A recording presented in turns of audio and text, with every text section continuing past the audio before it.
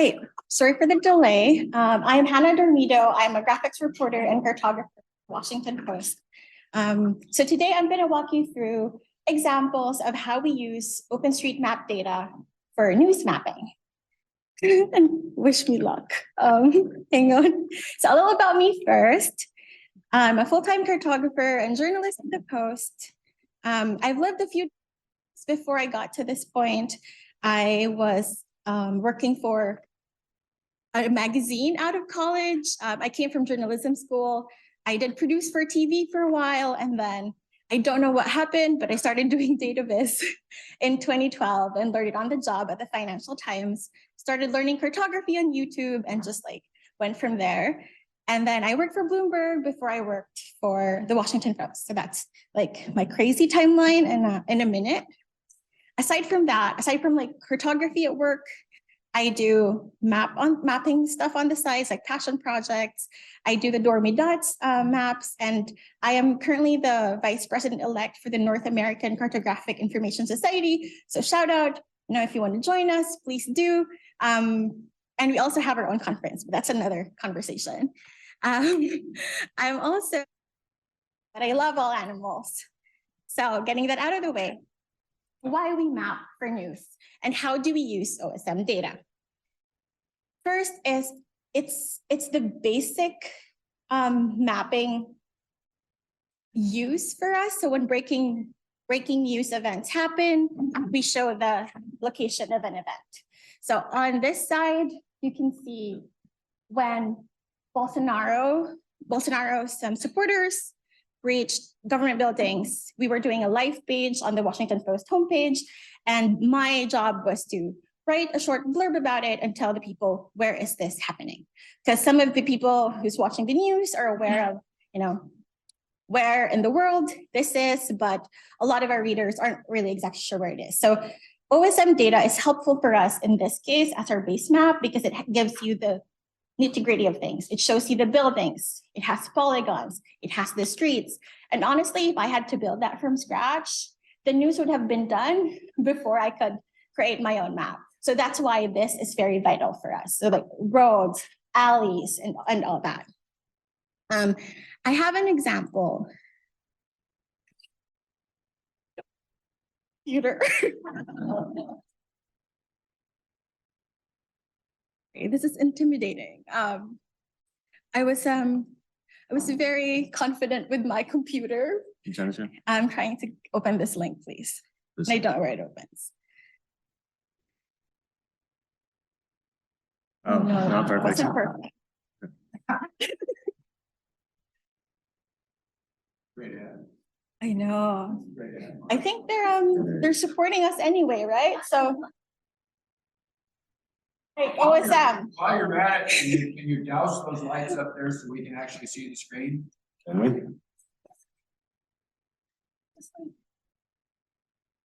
How do we just punch on? There we go. All right. So this is a recent, that's fine, as long as we can see the screen, yeah? All right. So this is one of the most recent examples, and I need to sign in. So if you lived in the DMV, the recent thing was suddenly we heard a boom and we weren't sure if we were being bombed or, are we going to evacuate? Are we going to hide? But apparently there was a Cessna, and my teammates used OpenStreetMap data to actually create the map. So what do we know? What is happening? So the first map that we had was very basic. What is the flight? What is the flight path of this? What do we know? The map you're seeing now is actually the more refined version because at this point we knew the points of like where they were at a specific time. So this is us trying to tell our story using OpenStreetMap data and like using it for a map. So flight rules. These are just like nice illustrations. And then layering more data to it. This is what we know.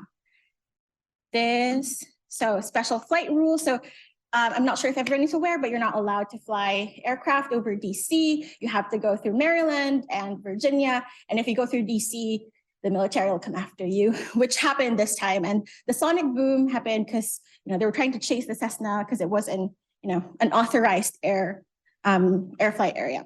So that's one way of the kind of the basic way for us, but a very important part of our storytelling.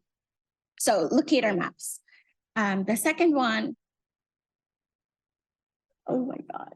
All right, the next is what happened, what is happening. So after telling our readers, this is the basic, it's happening, breaking. The next is analyze like what happened or is still happening. So for the Ukraine war, we've been mapping this for a very long time, and our maps has evolved through time. And this is one of the harder mapping projects that our team has worked on. And I'm gonna click the link again. Awesome. So this was published recently. So we know that the war has been happening for quite some time now. What we wanted to show was, and a lot of these maps are using OpenStreetMap base layers. That's why I trying to show them to you. So these are very basic. The controlled areas are, we have a source for it. So it's not OpenStreetMap. There's some, I forget what they're called at this moment, but it's in the source section, who sends us the updated shapefiles every day. Like, this is what we know. This is what's happening. So it's tricky, like it changes every day. And at some point we updated the maps every day, but then it wasn't achievable because like things were just very hard on the ground. So this is our attempt to show that front line of where the war was happening, where Ukraine was advancing and Russia was advancing. I didn't work on this, but my brilliant colleagues did. And this map has the OSM base. So you'll see some of the layers here. So it's very helpful for us to give the context of the area.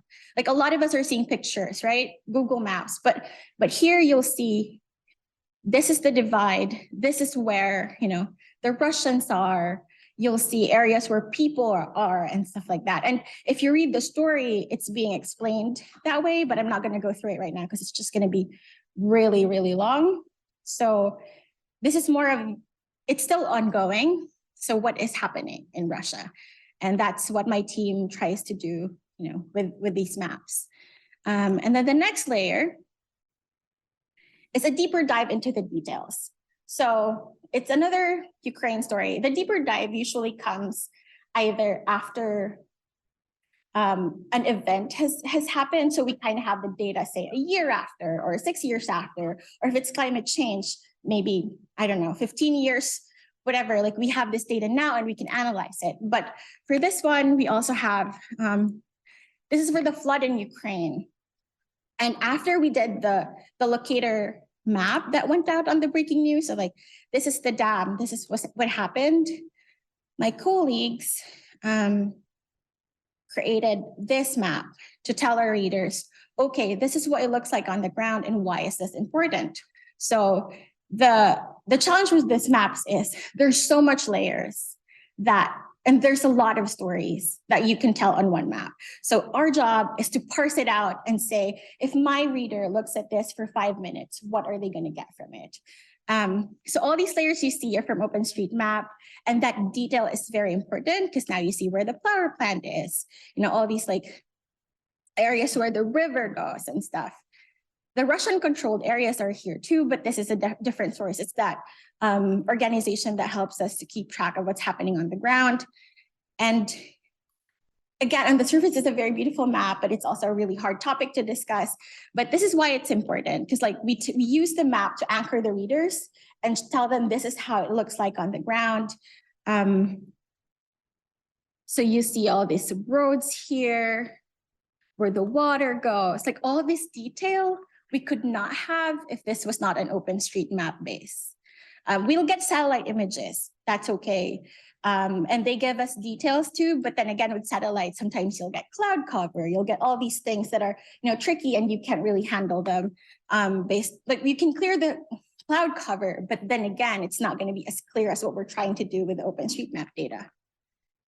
So yeah, so that's like kind of what we're using the maps for. And I think I wanted to like we can definitely build our own maps using natural earth data and other sources, but I wanted to show you how important this, the data that OpenStreetMap has that helps us in our reporting. And you're seeing now just the final maps that we have, but sometimes we verify as well. If something's happening on the ground, I go to OpenStreetMap.com and Google at the same time and see like which one has this location. Because honestly, there are villages in Indonesia. I was doing an EV story recently that published, and I'm not going to open the link. But I couldn't find the villages in Google Maps, but they were in OpenStreetMap. So I was asking our reporters, can you give me the coordinates? And our reporters on the ground were like, we're trying to figure out what coordinates are. So while that was happening, on my end in the office, I was trying to like, where can I find this village with this local name that Google Maps is not showing me? It was in OpenStreetMap. So that's like very helpful in our reporting. Questions, suggestions, reactions. I'm trying to go very fast because I took so much time. Like.